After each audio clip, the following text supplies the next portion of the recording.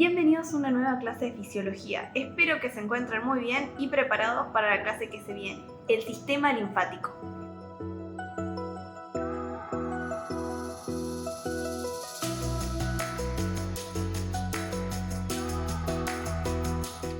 El sistema linfático es muy importante y muchas veces olvidado, quedando a la sombra del sistema circulatorio. El sistema linfático, si bien guarda ciertas similitudes con el sistema circulatorio, no transporta sangre, sino lo que transporta es linfa, un líquido que procede del espacio intersticial. Como recordaremos, del corazón parten las arterias de gran calibre que progresivamente se van afinando hasta que constituyen las arteriolas, luego los capilares. De estos capilares surgen las vénulas, que progresivamente aumentan de tamaño hasta convertirse en venas y retornan nuevamente al corazón. Bueno, de los capilares sanguíneos van a salir sustancias, nutrientes y oxígeno que van a irrigar, a nutrir y oxigenar justamente a todos los tejidos aledaños al capilar. Parte de esas sustancias que salen una vez que cumplen su función están los desechos, que son reabsorbidos nuevamente por los capilares venosos para continuar su curso en la circulación. Entonces, ¿qué papel juega el sistema linfático? Bueno, hay un porcentaje, cerca de un 10% del líquido que pasa al espacio intersticial que no logra reabsorberse por los capilares sanguíneos, sino que pasa a los capilares linfáticos. Estos capilares son como unos deditos de guante, fondos de saco ciego, que no se conectan directamente en los espacios intersticiales con ningún sistema, sino que están ahí, en el espacio intersticial. Y reabsorben justamente este porcentaje de líquido. Están constituidos de tal forma que el líquido puede pasar del espacio intersticial hacia el capilar, pero no hay reflujo, no puede volver hacia el espacio intersticial. Entonces, cuando hay aumento de la presión en el espacio intersticial, el líquido va hacia el capilar. Pero cuando hay aumento de la presión en el capilar propiamente, se cierran sus células, se sellan y no permiten que refluya líquido hacia el espacio intersticial. Entonces, este líquido circula solo en un sentido.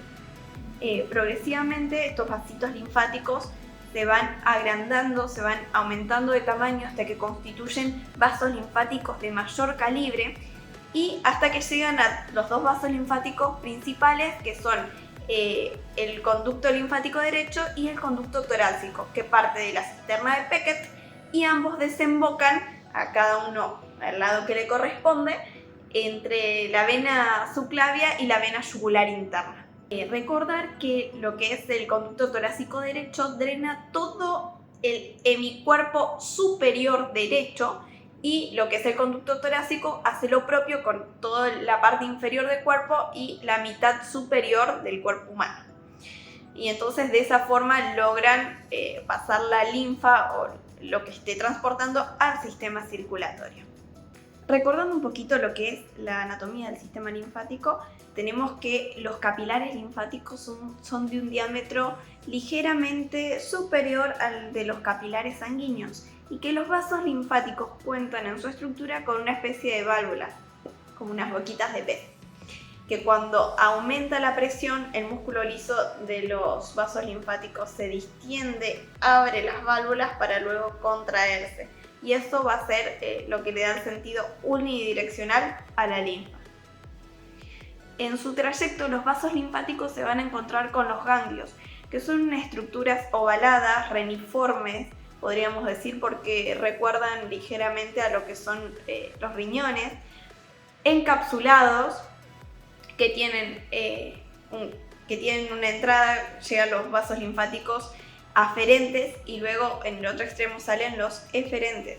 En el medio también tienen la llegada del hilio de los vasos sanguíneos, que también están conectados al ganglio linfático, y que en su estructura cuenta justamente con la cápsula, una corteza y una médula. La corteza está dividida en tabiques y ahí adentro se encuentra parte de lo que es el sistema inmune para reconocimiento de los microorganismos ajenos al cuerpo. Recordemos que los vasos linfáticos también actúan como vía a través de los cuales pueden llegar virus, bacterias y demás, y Estos ganglios actúan como una especie de estaciones en donde todo eso que llega se filtra. Hay presentación de antígenos, que son estas partículas ajenas al cuerpo. Estos antígenos se reconocen y una vez que se detectan como extraños, el sistema inmune crea una respuesta que puede propagarse, dando aviso a otras células del sistema inmune para que también reaccionen y respondan de acuerdo a lo que el cuerpo considere necesario. Entonces, como para darle cierre, los ganglios linfáticos forman estructuralmente parte del sistema linfático y funcionalmente parte del sistema inmunitario.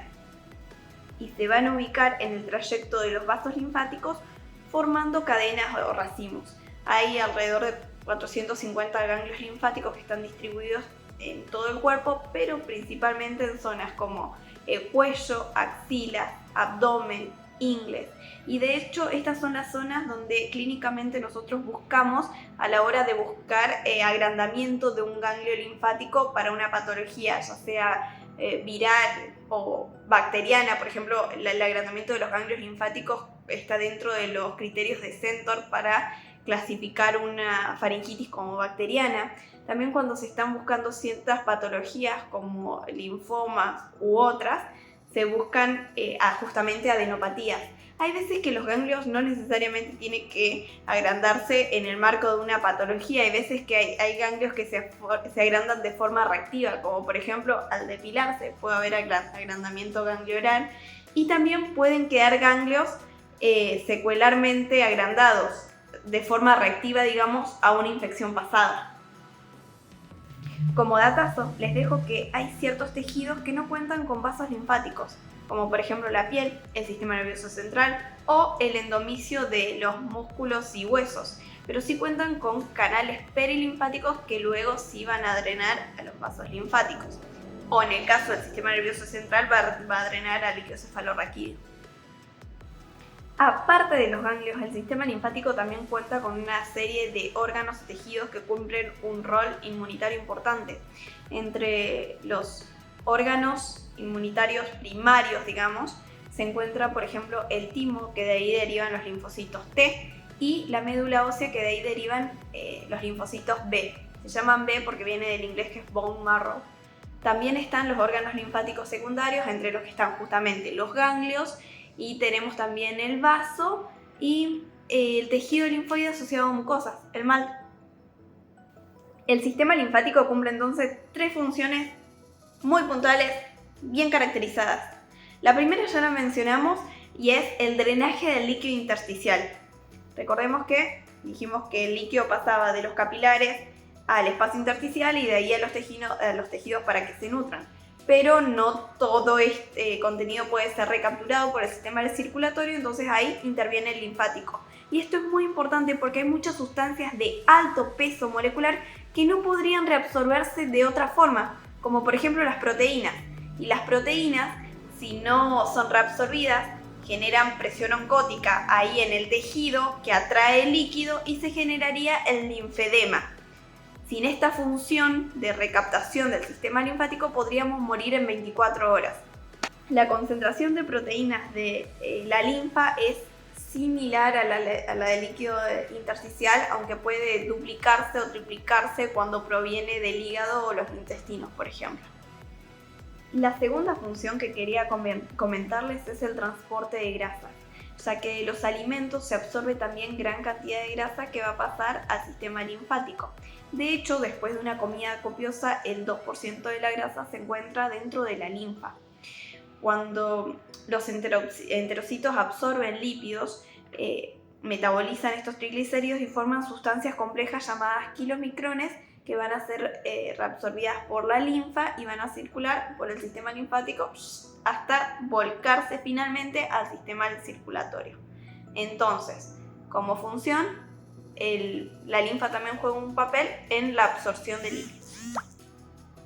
Como tercera y última función del sistema inmunitario, quería comentarles la función inmunológica, ya que muchos microorganismos pueden utilizar como ruta o vía el sistema linfático, pero en su camino se interponen los ganglios, pequeñas unidades que cuentan con una cantidad enorme de linfocitos para el reconocimiento de estos agentes extraños y que posteriormente los van a presentar en los órganos linfáticos secundarios para la alerta del cuerpo.